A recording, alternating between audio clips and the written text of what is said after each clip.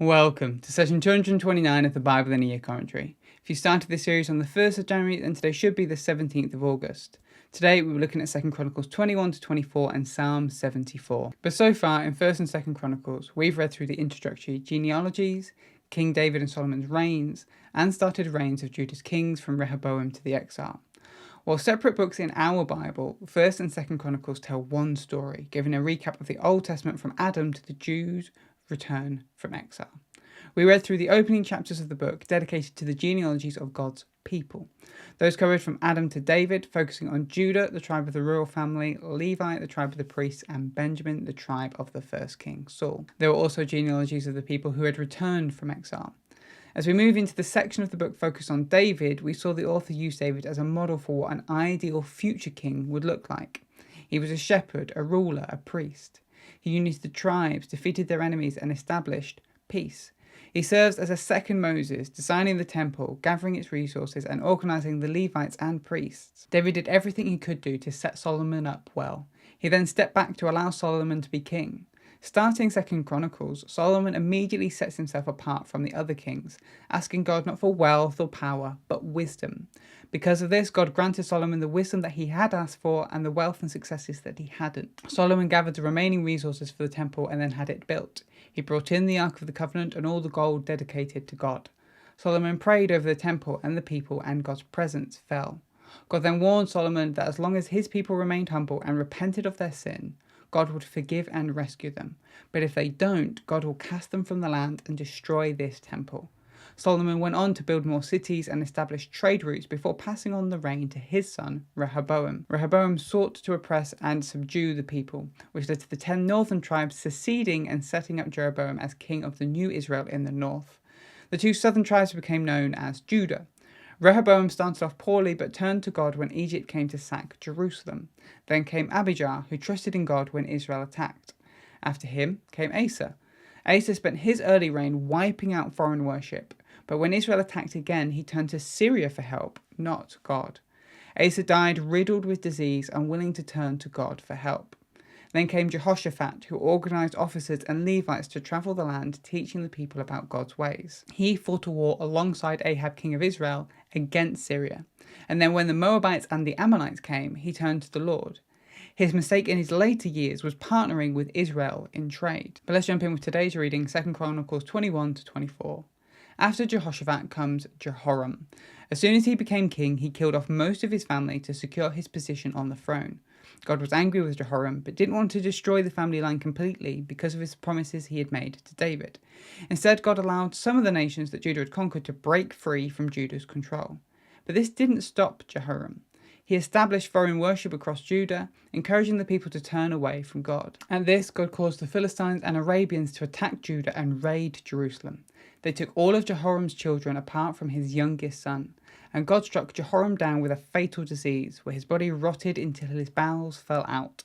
Jehoram died, and his remaining son Ahaziah replaced him. But Ahaziah was just as wicked as Jehoram, doing all the same things. He partnered with the wicked king of Israel, Joram, sometimes also known as Jehoram, to fight against the Syrians. Joram was wounded in battle, and Ahaziah went to visit him. There he was killed by a man named Jehu, leaving the throne in Judah empty. Seeing her opportunity, Ahaziah's mother, Athaliah, claimed the throne for herself and killed any remaining members of the family so they couldn't challenge her. Only one of Ahaziah's sons survived, Joash. He was quickly hidden away and raised away from prying eyes. When Joash was 7, Jehoiada the priest decided to appoint him as king. He gathered the Levites and many key leaders in Judah together and told them to declare Joash as king. He armed some with weapons so they could protect the young boy. They began to parade through the town, declaring Joash as king. Before long, Athaliah hears about this. She declares treason and hides in the temple. But Jehoiada told his men to bring her out and kill her. And then Jehoiada led the people to destroy all their places of false worship and restore the temple to its proper order. So Joash was king, and under the guidance of Jehoiada, he led well. He encouraged the people to give to the temple to help maintain it. When the Levites were slow in collecting this money, he had a box put outside the temple so people could just come and drop off their offerings. The coins quickly started flowing in, and Joash made sure it went to skilled mason and craftsmen to keep the temple well maintained and looked after. But Jehoiada grew old and eventually passed away, leaving Joash to his own devices. It didn't take long before he was leading the people in foreign worship. God sent his spirit to Zechariah, Jehoiada's son, to challenge Joash on his behaviour, but Joash wouldn't listen and had Zechariah stoned.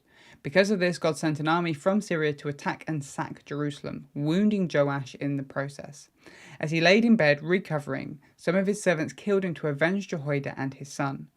Once more, a king of Judah started off serving well, but quickly fell away. But that's 2 Chronicles 21 to 24. Now let's look at Psalm 74. This psalm is attributed to Asaph, one of King David's musicians. It falls into the category of lament psalm and is likely a reflection of what happened to Jerusalem when it was sacked and its people taken into exile. Here's a summary of the structure, but I would recommend checking out the written version of this commentary in the description to see the structure properly for yourself. But we start with verse 1, the question. Verses 2 to 3, the request. Verses 4 to 11, the complaint. Verses 12 to 17, declaration of trust. And then verses 18 to 23, the request. The psalmist starts with a question. Why did God let this happen? Why did he allow his people to be taken into captivity and led away? The psalmist then asks God to remember. Remember the people that he redeemed out of Egypt, and remember Mount Zion, the city of Jerusalem, where he set his presence amongst them. Remember those, God, and then visit the ruins that they are now. At this, the psalmist falls into their complaint. God's enemies were able to enter God's temple and pervert it. Like lumberjacks, they were able to chop down the temple, breaking it apart. They burnt it down and mocked God's name. As for God's people, they no longer hear from God. There are no prophets to guide them.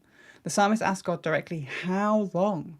How long will God allow the enemies to win and prosper and not destroy them? At that, the psalmist turns to declare their trust in God. God is king and he is working salvation across the earth. He divided up the chaotic seas and crushed the heads of the most chaotic beings imaginable. The Leviathan was a great sea beast that was the embodiment of chaos. In the mythologies of the neighbouring nations, it waged wars against gods and gave them a run for their money. But the God of Israel merely crushes the head of this great beast and feeds its corpse to the wild animals. He causes some streams to flow and others to dry up. Why? Because it's all his, the day and the night, the heaven and the earth. He made them all and ordered them all. Now, from a place of confidence, the psalmist makes a new request of God. They ask that God remember how their enemies have scoffed and cursed him. They ask him not to let his people be overcome by the wicked or leave them in their suffering. Instead, they call God to uphold the covenant he made with his people, because the places they currently find themselves are dark and full of violence. May God once again be the God of the poor and the needy. Arise, O God, and defeat your enemies. The psalmist has seen their nation destroyed and their people taken captive. The temple itself was defiled and torn down. They have every reason to turn their back on God and assume he doesn't exist. Instead, they hold on to the fact that God is in control and still king over all the earth. Thanks for joining us today.